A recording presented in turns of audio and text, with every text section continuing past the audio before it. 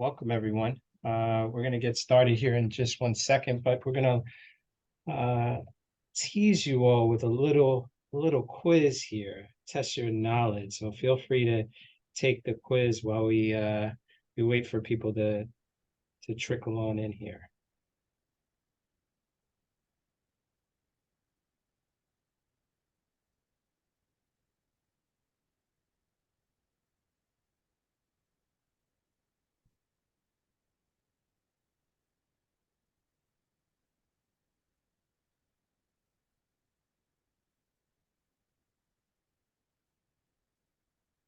And again, thank you for coming.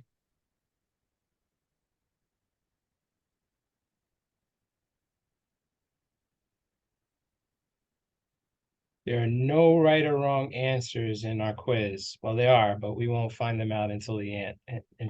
So try your best. Some questions are a little tricky. Some questions are easier than others.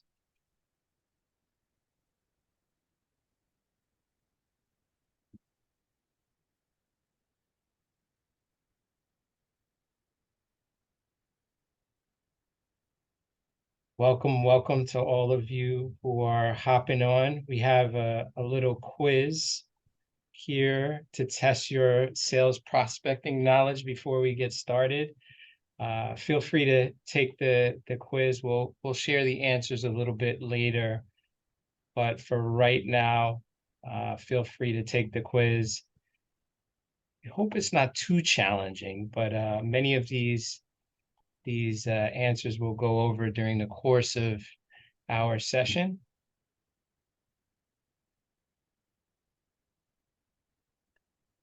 I'm going to get started here in about 1 to 2 minutes.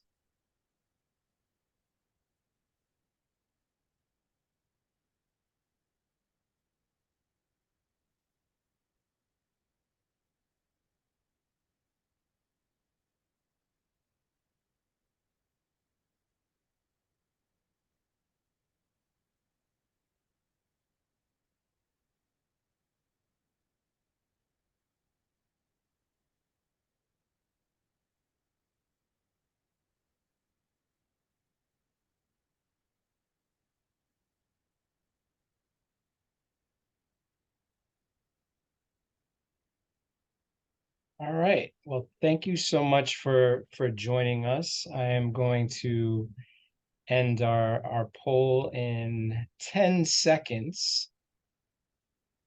So get your final answers in there.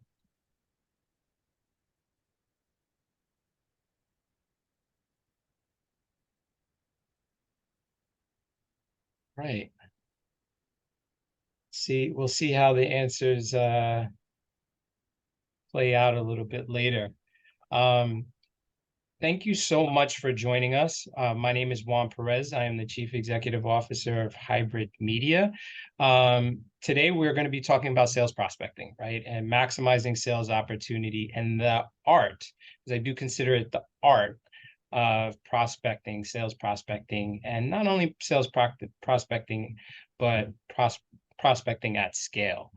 So we're going to spend the next hour together discussing some techniques, some trends, as well as some ways in which you can elevate your sales prospecting as we're in fourth quarter and looking towards 2024. Sales prospecting is very, very important to your entire lead generation strategy and overall marketing, sales, and customer service strategy. So we'll discuss where that sales prospecting fits into that and give you some trends, tips, hints along the way. So as I mentioned, my name is Juan Perez. I'm the Chief Executive Officer and founder of Hybrid Media. We found this company, believe it or not, 19 years ago last week. So we are a gold certified HubSpot agency partner since 2017, so a little over 6 years now. I am a graduate of the Goldman Sachs 10,000 Small Business Program at LaGuardia Community College in cohort 8. And a little bit about my favorite module in that program is strategic growth through operations. The reason why I mentioned that is because we'll talk about a little bit about that today. And my fun fact is that I'm a huge New York Mets fan. Any New York Mets fans out there? I know we can commiserate together. Maybe you can share your Met stories in the chat. Speaking of chat, we do have our chat and our Q&A. Feel free to drop any questions. We'll try and address them along the way. If not, we'll get to them at the end of our session. But feel free to either use the Q&A, or if you don't have the Q&A button at the bottom of your screen, feel free to use the chat. We'll be monitoring that very, very closely. We are joined this month with our very special guest, Rachel Marcelle. She is the co-founder of Telesales Gurus, and has over 15 years of experience in business development. She leads remote sales teams through strategic outbound campaigns. And well, you can read it, right? I don't need to read it for you. We were actually just discussing a fun fact about Rachel, is that her very first job was selling Kirby vacuum cleaners in New Jersey, which we shared a really good laugh over. So feel free to jump in the chat and let us know about your first sales jobs, or any interesting jobs that you had coming up in your profession. All right. So we're going to get started with our webinar here by talking about what the heck is sales prospecting? So, Rachel, would you mind just kind of giving us an overview of exactly what is sales prospecting? Maybe tell us a little bit about what it's not. Yeah, absolutely. So to us, sales prospecting is the entire process of building a list of potentially qualified prospects to cold outreach, calling, emailing, and everything that takes place until you actually get in touch with that potential buyer. What sales prospecting isn't, I would say it isn't market research. It isn't, marketing. It's not anything that happens after that initial introduction where you speak with a decision maker and they tell you that they're interested in moving forward. That's where prospecting ends to us. That's interesting, because I feel that along my journey, right, sales prospecting has gotten this more broader context of where in the buyer's journey, if you will, or the user journey, prospecting sort of takes place. So what you're saying is that sales prospecting really ends with that initial contact and the prospect, right, or the buyer taking the initiative or answering the question of whether or not I'm looking to move forward. Would that be Exactly. correct? All Yeah. right, excellent.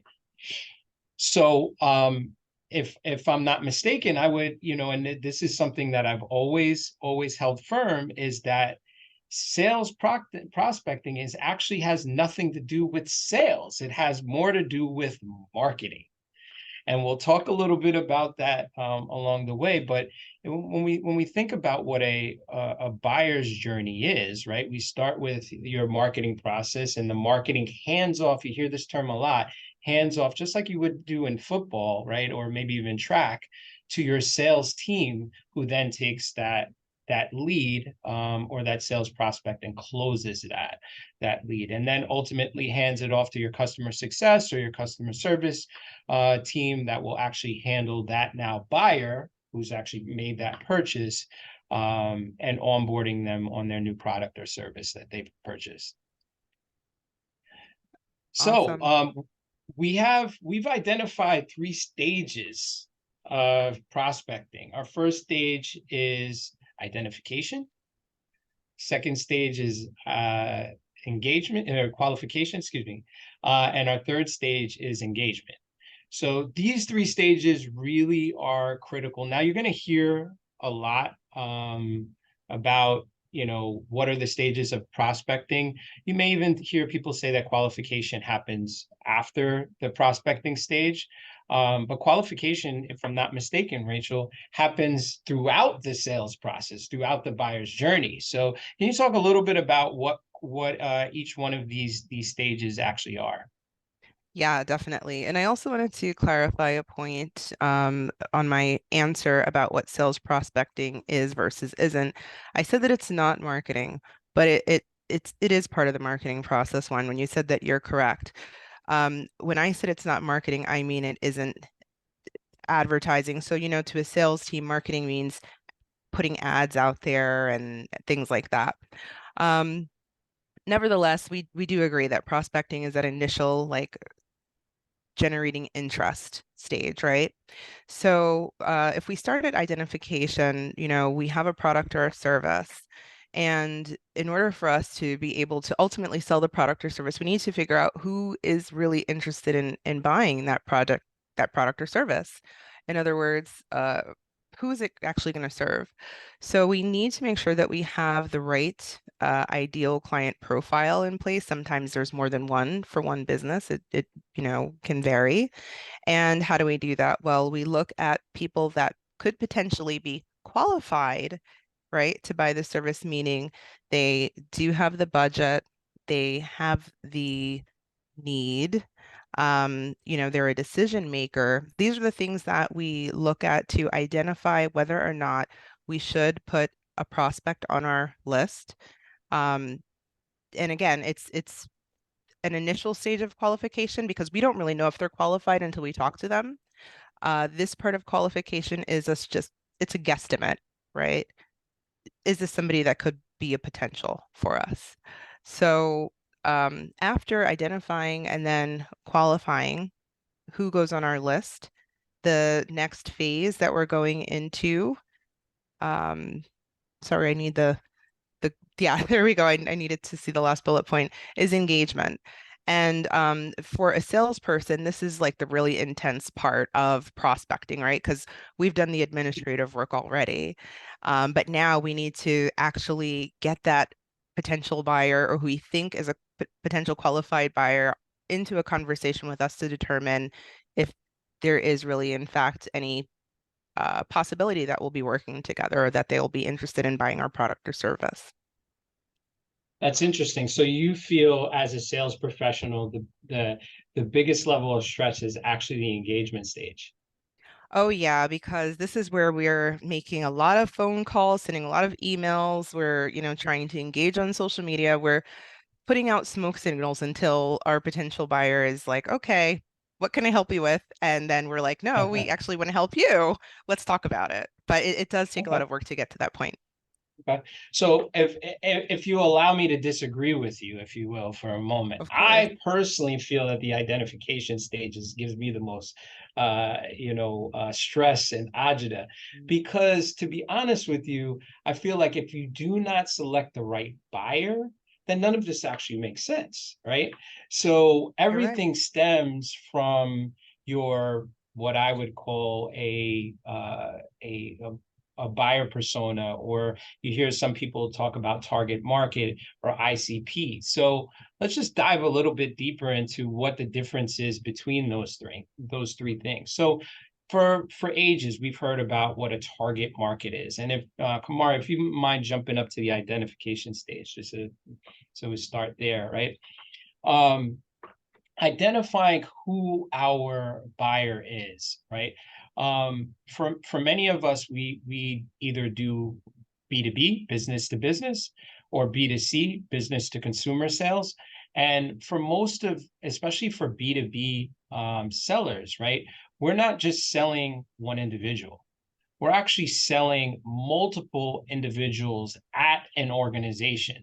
So we have many different buyers and many different profiles that we need to be aware of. So from that perspective, we talk about what a target market is, right? And a target market is a little bit of an antiquated term because what we sell people. We don't sell markets. We sell people, right? We engage with people. We have relationships with people, and that's important to keep in mind. So we start with a buyer persona, and a persona is really a fictitious um, uh, profile, if you will, of an actual individual. And oftentimes this can be your best customer. So if you've been in business a while and you notice, you know what, the people who are most likely to buy us, or the people who are spending the most money on our product or service, generally have these different qualifications, right? Or their demographics meet these different bullet points. I think that that's really, really important to keep in mind. So that's when we would talk about the actual persona. Now, who's the buyer? Oftentimes that can be a decision maker, right? But it can also be your advocate at this organization. So if I have a relationship with someone at an organization, I need to have a profile on that individual, right? Because that's who I'm developing the relationship with. But they may not actually be the one who's making the ultimate decision. That may be something that they need to run up the flagpole. So I need to be aware of who that individual is at that organization. We always have to deal with the person cutting the checks, right? Oftentimes that's a CFO or bookkeeper, or perhaps an operations individual or a team that we need to deal with. So we need to have a profile on those individuals. And what that does is it creates what we would call them, and from a marketing standpoint, is an entire ICP, right? And when we look at ICPs, this is the organization, right? The whole organization that we're going after. And oftentimes we hear this term like verticals or industries that we may go after. And an ICP, or it's your customers, the organizational profile, right? So what are those organizations look like? What industry? How big are they? Where are they geographically located? What products or do they buy, or do they buy services? Are they really tied into specific technological platforms? So all of these things are important when you consider that. So I think in the identification stage, and this is where I would disagree with you a little bit, I feel that the identification stage gives me the most stress. Obviously, I love talking about it. Well, I think that your approach to the identification stage is a lot more in depth. Like, I definitely agree. And whenever I'm talking with a client about a brand new sales strategy, if that identification stage doesn't go very well, or you're uncertain about who you're identifying, it can mean that nothing will come out of your prospecting.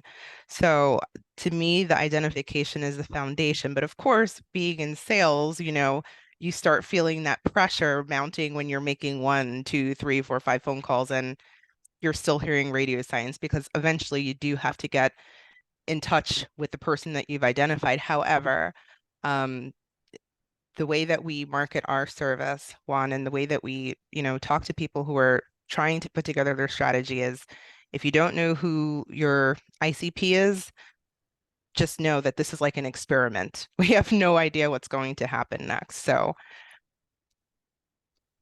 let me ask you this, and well, first and foremost, I realize I didn't define what ICP is. Got a little bit further ahead of over my skis, but is ideal customer profile, or ideal customer profile is generally what the definition for ICP is. So that's the actual organization, whereas the buyer persona, the individuals at that organization that you're targeting in your approach. So how do I find and good fit customers? What kind of, like, how do I do research on this? Because this is a question that I get a lot, is especially for small business owners, how do I find good customers, especially in this landscape post-COVID? Yeah, you know what? One thing that I have noticed when it comes to businesses that are just developing, but they're ready to start investing in their marketing or investing in their sales teams, is that if they go back to all of their past and current clients, they can identify different patterns, right?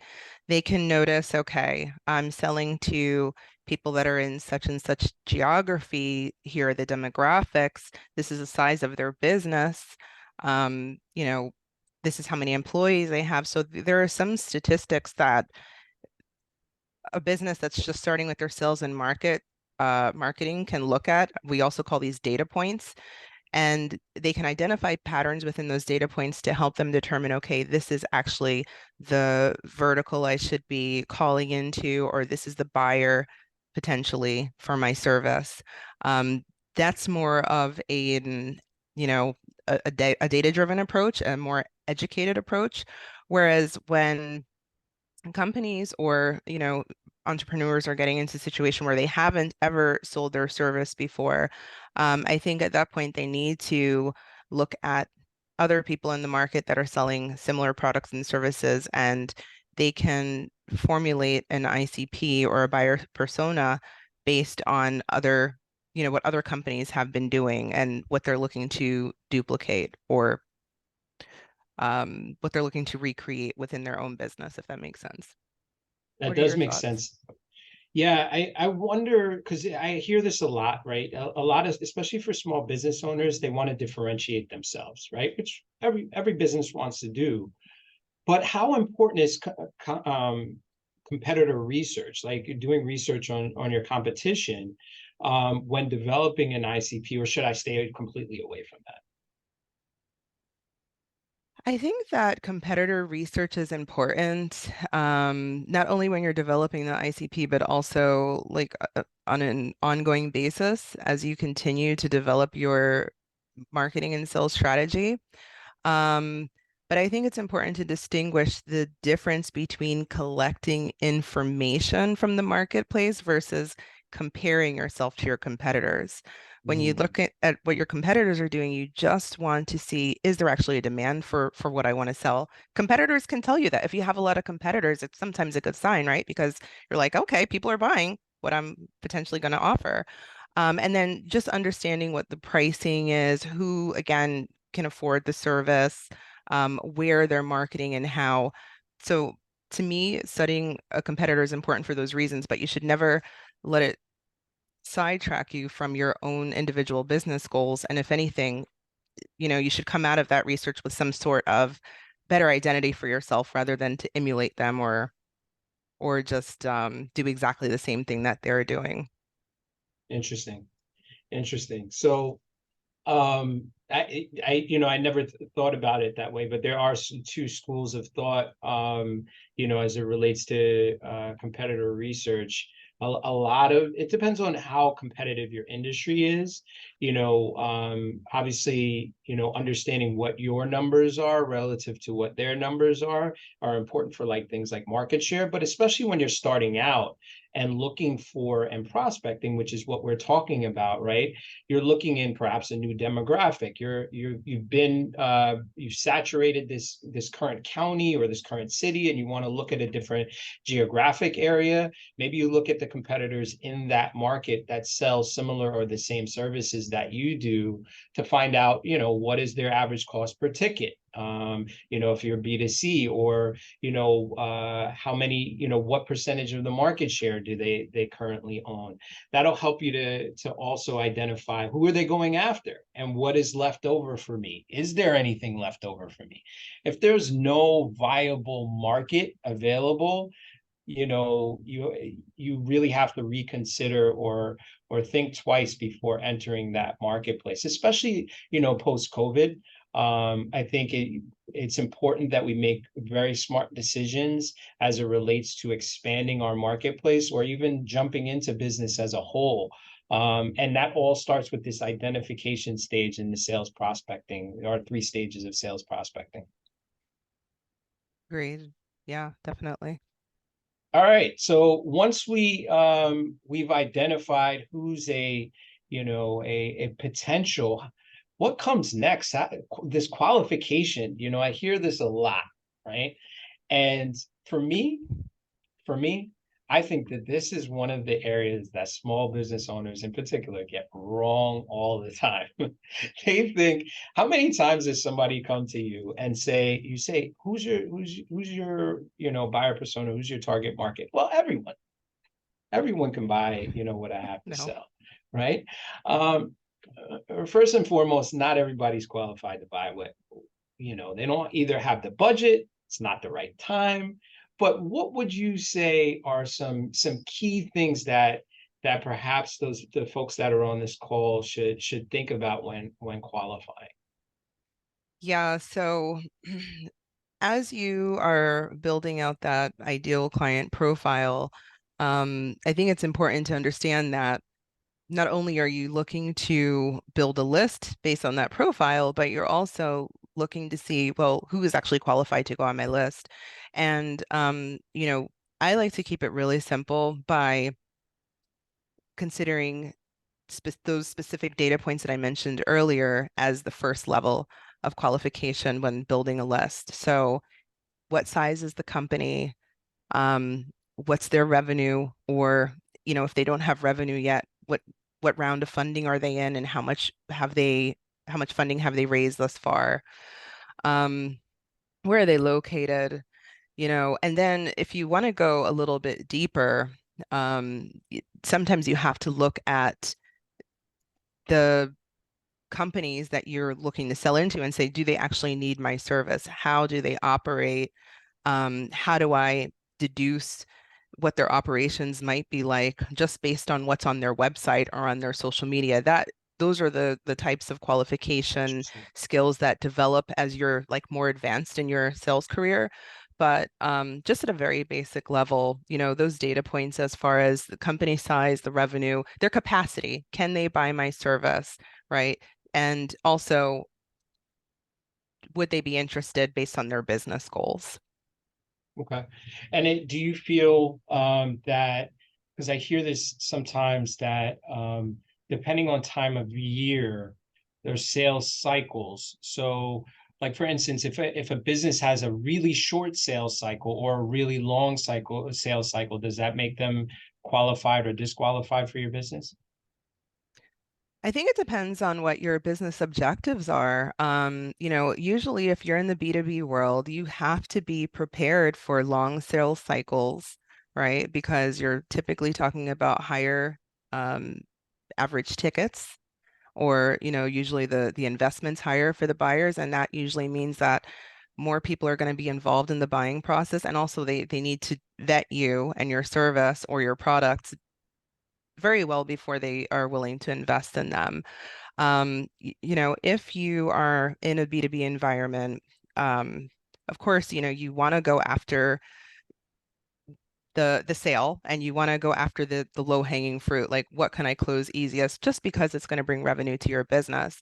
But as you develop in your strategy, I feel that you need to understand that you're going to have some customers that can buy quickly and some that are taking a little bit longer to buy, and then work around that. I would never say, let's not go after a business because they're going to take a long time to buy. I would just understand why that is and see what other buyers I have in my pool that could maybe Mm. supplement my efforts and give me a faster return as I develop those longer term relationships. It's interesting. That kind of speaks to one of the things that I'm really big on, which is like with any relationship, right? You have negotiables and non-negotiables, right?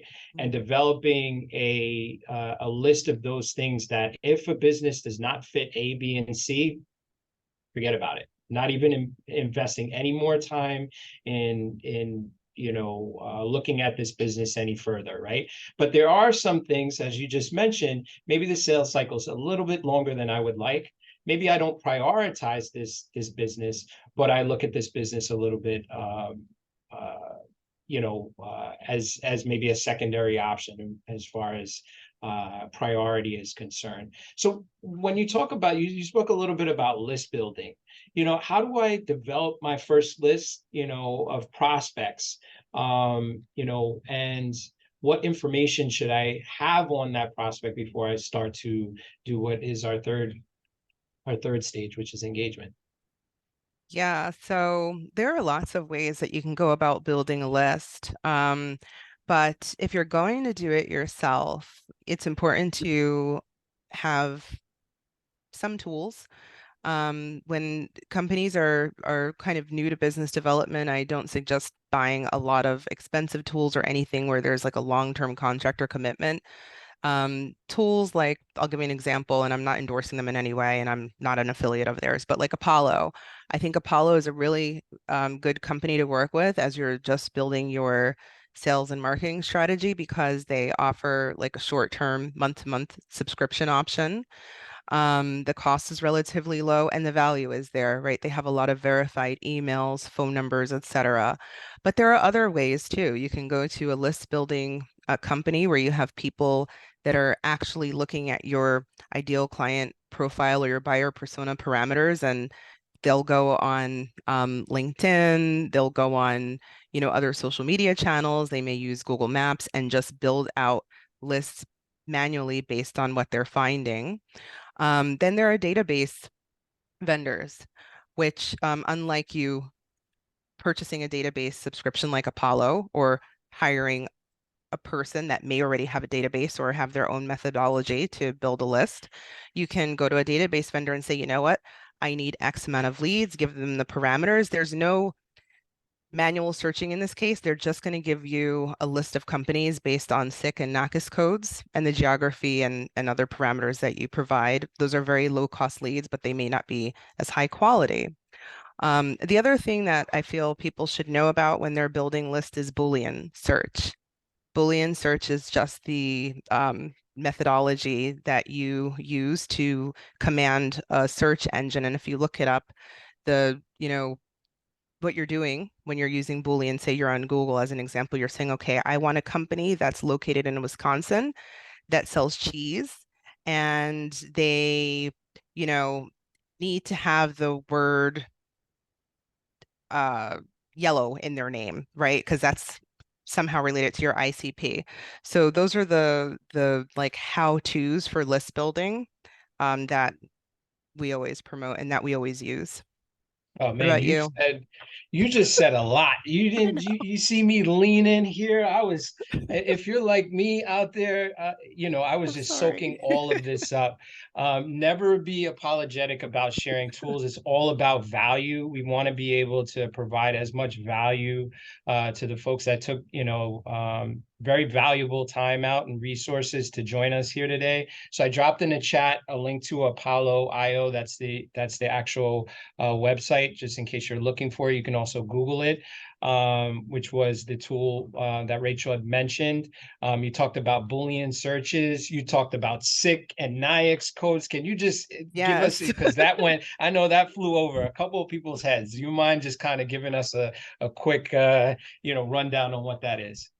Okay, on Boolean or I think you said it right. The I the call it SIC NACIS codes, codes, but yes, NIAX okay. or NACIS. Yeah, Yes, yeah. yes, yes. So the SIC and NACIS codes, I'm sorry, I'm going to say it my way because I don't know how to pronounce it your way. You can tell me later, Juan, fix me. But All right. like as far as those codes, so these are the codes that are used by the governments to basically show or classify businesses, right? So like you may have a NACIS code for digital marketing, you may have one for um, professional services, you may have one for training. Like knowing how to do research on these codes and then go out and identify businesses based on these codes is really important when you want to build a list. And the really positive thing about searching with these codes is that a lot of the information on the codes is on Google. You can literally go on Google and say, what's the SIC code for door hardware companies? What's the SIC code for clothing manufacturing? And you'll get a lot of businesses. I mean, you'll still have to vet the information because sometimes the codes are miscategorized or not entered properly, or codes kind of cross over, right? But it's still a really fast and easy way to build a list. Yeah, I dropped in the chat so you can search for your specific industry and the services that you provide. I know there's a couple people on the call that go after government contracts. specifically minority and women business enterprise vendors. So they're familiar with the SIC and NAICS codes already. But if you're Mm. not, I definitely recommend, familiarizing yourself with what your codes are, because oftentimes, especially as you go up market and sell into larger organizations, they're going to ask these questions because they're not only buying, they're procuring, dozens, if not hundreds of products and services. And this may be something that will be required on your capability statement. So definitely look that up. I'm so glad that you provided that piece of information, because I think that that's really important. Everybody knows that I'm a HubSpot junkie, right? I'll call it a HubSpot junkie. I wasn't always sold on HubSpot, but one of the things that I love about HubSpot is the ability to build lists, right? And understanding my lists are what I live and die by as a business owner, right? And as a business owner, and I will say this to everybody on the call, as a business owner, one of your job functions is always going to be to sell. I don't care what level of business you're at. In order for your business to grow, you are going to have to sell. It doesn't mean, and this is where we differentiate, and I want to make sure that I make this point clear. That doesn't mean you do sales prospecting. It means that you sell, right? So having qualified list and having the prospects being qualified, so when they come across your desk or are handed off to you, knowing that they're qualified based on those qualifications, those negotiable and non-negotiable elements that we discussed earlier, is super important, because having a list at your disposal, whether it's you're doing outreach via email or outreach via phone calls or even social media, having that information at your fingertips is super important. So I highly suggest, if it's not HubSpot, it's some other level of CRM. I'm not going to make this a HubSpot infomercial. So that's all I will say about HubSpot.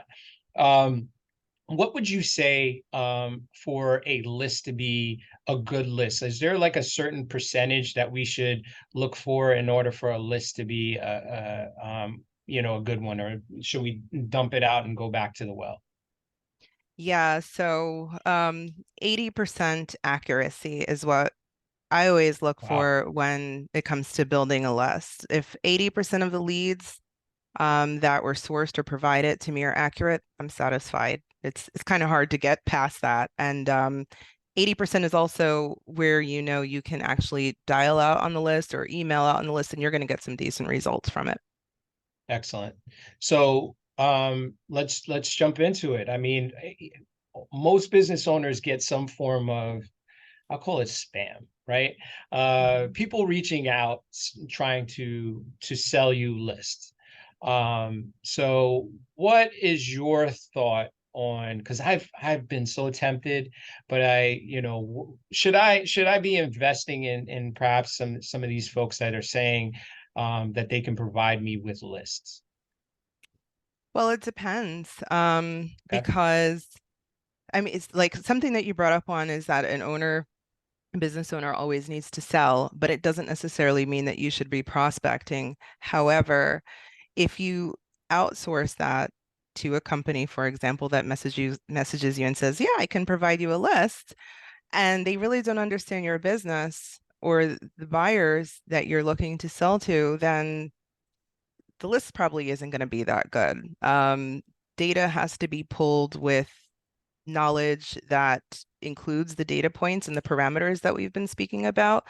But you also need to have some insight as far as what the end goals are to help ensure that accuracy of that list. So my answer is, if somebody reaches out to you and offers you a list, I think if you need data, talk to them, but you'll have to understand how they build lists, what their approach is. Do they guarantee that they'll, replace leads for you if they give you a certain number that are bad? To me, whenever you're working with a data company, it's a partnership because that list is that important. And so you just have to make sure that you have a good resource. Wow. Yeah, that's powerful stuff. I never even knew that I could, ask those questions. So I know for the business owners out there, and perhaps new business development professionals that are on this call, that's important to know. Having a partnership with the data company or those that are providing the list is important. Feel free to ask them, where are they sourcing the leads from? How old is the data? And most importantly, I think one of the points you just made, is asking them, will they replace leads if they're bad? And when we say bad leads, we mean that these are perhaps contacts that have moved on. You get that, you have reached the wrong number, or the email bounces back. Those are bad leads, right? Yeah. But also one of the things that becomes a bad lead is when we pass and do that handoff again, we are qualifying that lead and we hand it off to the salesperson, right? And in some instances, that salesperson can be me as a business owner. Perhaps, as we develop our businesses, it can be a salesperson or even a sales team, right? Mhm. And then that lead is then accepted, right? And that exception is where that handoff or that agreement kind of comes into play. So we have these two different things that I would call marketing qualified and sales qualified. And I know a lot of people ask this question, and what is the difference between marketing and sales qualified leads? Do you want to take a shot at it or should I? Well, I'm happy to take a shot at it. Sure. So to me, a marketing qualified lead is a lead that has been qualified by the marketing team. It's a lead that is still in the top of the funnel stages. It can mean that the lead is, on the list because it fits certain parameters, and the marketing, department or person has says yes. Let's go after these folks because we want them to be aware of the product or service that we're offering. However, no conversation has taken place, right, to confirm that. Exactly. Exactly. I couldn't agree with you more. I think the qualifying the lead is saying they check these boxes. And one thing that we're going to do for everybody who's on the call is we're going to provide you with what I call a customer fit matrix template, which will allow you to plug in what are those negotiable and non-negotiable things so you can start to qualify your leads based on that checklist, right? But once that checklist is met, right, as a business development professional, a BDR or SDR, we'll get into what the difference is in a second. But once that lead is initially qualified, right, and they go on that list, and now I've said that they're marketing qualified, right, then the salesperson or the sales team accepts that. And once they look at it and review that lead and say that I'm going to follow up on this, then that lead becomes sales qualified. And that's really the difference between marketing and sales. Now, for most small businesses, that is the business owner or one person in the business passing off so it's the left hand passing off to the right hand. But it's important for you to make that distinction because we're talking about prospecting at scale. Right? We're not talking about prospecting right now. We need to understand that there is a handoff, even if that handoff is to yourself currently, or perhaps to the other person in the business. We need to start to develop systems in place in our organizations so that we can begin, if we establish the right systems and processes, then we can build on it as we bring new resources into the organization. So and we'll get into the BDR SDR discussion in a second. But one of the things I wanted to ask you is, we talked a little bit about conversion, right? The lead is actually what is a conversion? We hear conversion. I know for a lot of business owners, a conversion can be a sale. Is that the only conversion in the journey? No. So there are a few different stages at which leads convert. I'm not going to talk about like in a digital marketing process or anything like that because I feel like that's your world. Yeah. Um, so, That's but another like, webinar. We'll talk about it in another webinar. yeah, so it can go very deep, but like when it comes to sales prospecting, the conversion happens when the potential buyer agrees to go to the next step. And that step could be a number of different things. It can be an Okay. appointment. It can Mm, be, yes, I'm going to join the webinar. It can mm. be, um, yes, I will, I've already had my appointments and I am now actually qualified and I'm interested in receiving a proposal. Like all of those are different conversion stages. And in fact, I would say that there are four conversion stages throughout the sales funnel because you have that initial like action. Again, it's just that, yes, I'm interested. And then there's a conversion that happens at the discovery phase, the proposal phase, and then your closing is your final conversion. Okay, cool. So, I love that, and I'm glad that you brought up the various different versions of a conversion. I think every business has to define what a conversion is for them, right? But the most important thing about a conversion, it has to be an acknowledgement on behalf of the buyer. It is the buyer who's taking that step. So me as the prospector cannot say, well, this person is qualified to buy or has taken. Well, we can say that they're qualified, but we can't say that they've actually converted unless they've done something, right? There needs to Exactly. be conversion is an actual action. To your point, they filled out a form. They have acknowledged something in your process that says I'm ready to take the next step. And I think where we differentiate ourselves in being good prospectors and having good process is in not being that car salesman, right? Trying to get somebody to buy something that they're not ready to buy. Because what's going to happen is they're going to ultimately, we're going to get to the close and they're not going to close. So you remember what I said at the top. Well, not at the top, about 10 minutes ago. You, as the business owner, are the salespeople. So you don't want to be stuck with somebody who didn't convert that has now been identified as a sales qualified lead, and now you're trying to close them when in actuality they never said that they were actually interested in your product or service. Exactly. It's really not a good way for anyone to spend their time, Juan. And I just wanted to go back to that handoff that you talked about, right? Because there's the marketing qualification stage, there's the sales qualification stage, and yes, it all the different stages can be happening with one person, but just acknowledging that there's a process happening is important.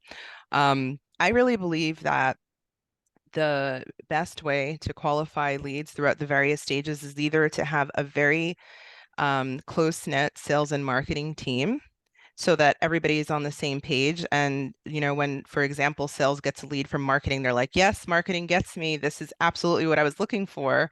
Right. And marketing also needs to be able to put their self in the shoes of the salespeople, understand what happens way beyond their part of the process to ensure that leads are well qualified.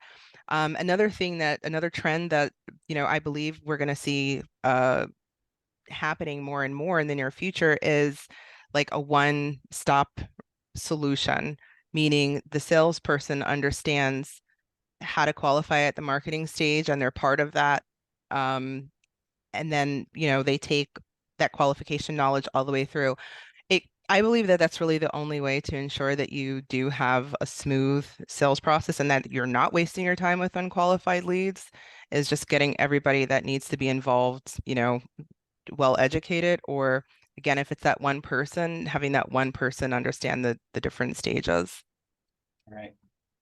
Well, let's jump into our last stage here, which is engagement.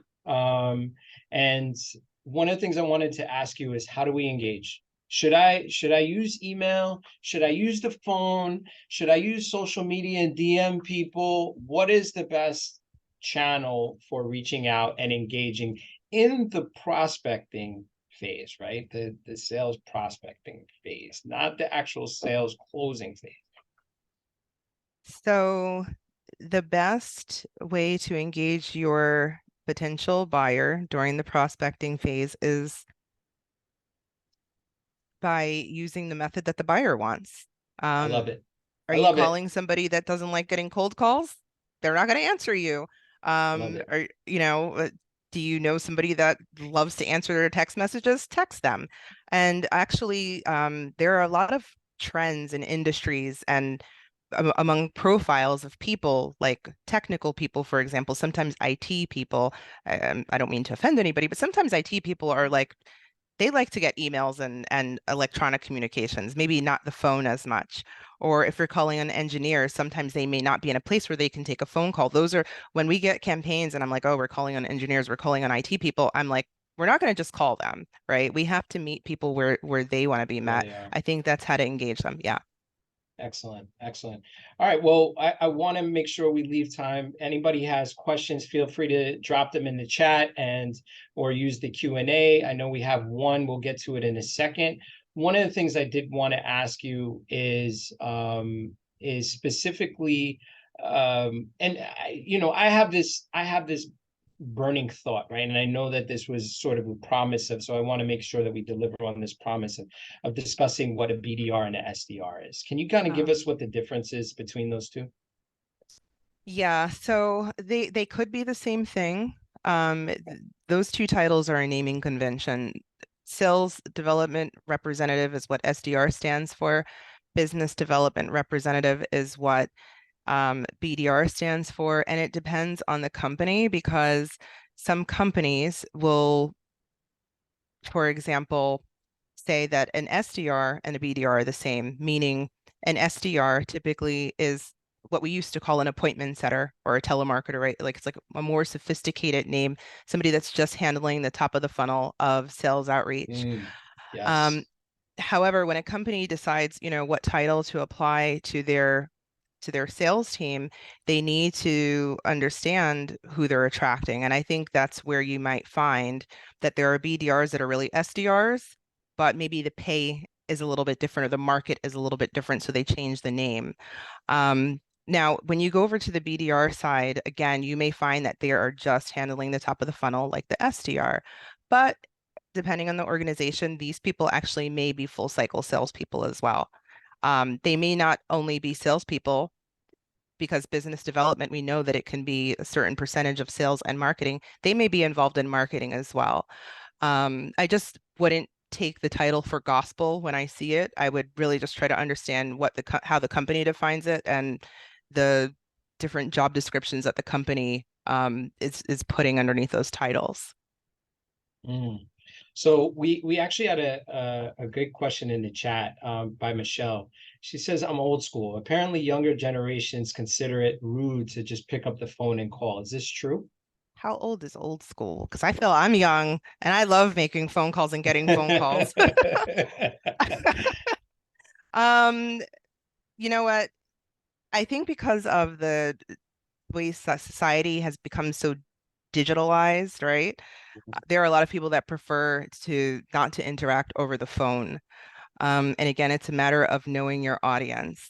Um, you really have to just understand who your audience is. There are definitely young people that make cold calls. We have them in our company, and there are young people that take them as well. But I don't like to generalize when it comes to ages and generations. I think it's more about, the industry and the Right. personality profiles. Got it. Got it. No, it's actually really good point. I think going back to calling and not just that, but our discussion around BDRs and SDRs, I'm really passionate about, especially for small businesses. This prospecting, everything that we talked about is a role. And I think it's a role that is undervalued at small businesses. Because oftentimes we'll have an intern who does this. We'll have the secretary or the admin do this work. This is truly important work, and whether or not this is a full-time job at your organization or a part-time job, it needs to be the job of someone to prospect and develop and qualify good fit leads for your business. My question to you is, should we outsource or should this be something that I should be looking as to be my next hire in my organization?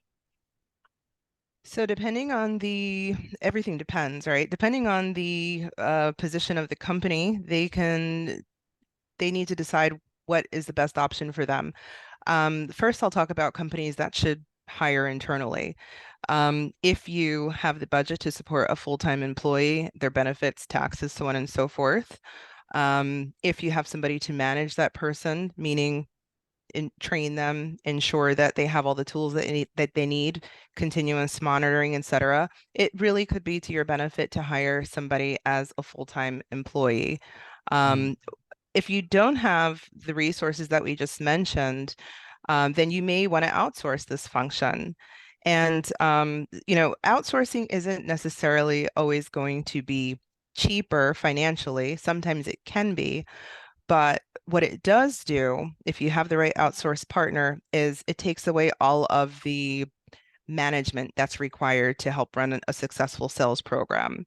So, mm. infrastructure, performance monitoring, so on and so forth, that is handled for you with an outsource model, or should be. No, that's great, and I do feel that this is such an an important piece. If this is missing for from your business, whether it's in-house or outsourced, coming out of this call, if there's any takeaway, really consider where this fits in your long-term strategy for 2024. Because if you're not working on good fit leads, then it really becomes very hard for you to close good business, right? Your conversion rates are going to go down. Your morale as a salesperson or your sales team's morale is going to go down because they're going to close at a lower percent. So it's important to have, and I really consider this a marketing function, right? I know, and I won't get on that soapbox. We don't have the time for it. What I do want to get to is the answers to our trivia quiz at the beginning of the call. Let me, before we do that, and Kamari pulls that up. First of all, a round of applause for Kamari, who's been helping us out throughout this webinar. Really, thank you so much for helping us, Kamari. Let me ask you, what do you think is would be your number one takeaway or thing for a business owner or somebody on this call to take away from this call? I think something that was really a standout for me, and this is something that I heard Rachel speak to, is really making sure that your leads are quality. I feel like there are a lot of different services out here like Zoom Info and different like platforms and softwares that help you kind of comb through all of these different lists and contacts and things like that to find leads. And I mean, sometimes, like the best geographic lead or like the least expensive lead is not going to be the lead that is that you're really going to close, or that is going to, bring you more leads or bring you more sales and more revenue. So that's definitely the biggest takeaway, I think, when it comes to prospecting, is just making sure that you're paying attention to like the actual the mechanics of your leads, like actually like what they do, what they spend their time doing, and really like investing time into that, because I think that's going to make you a lot of money in the future and save you a lot of time in the future as well. Excellent. All right, let's get to the answers. Rachel, I want to thank you so much for being on our call. Thank you to everyone You're who's taken welcome. some Thank you. time out here. On average, how many cold call attempts does it take to reach a prospect? 8 attempts. 8 attempts. That's quite a bit. Next, how much money is spent annually in US on sales? $1 trillion. Wow. In business development, lead generation refers to, I think we discussed this, identifying potential customers or clients. We talked a lot about that today.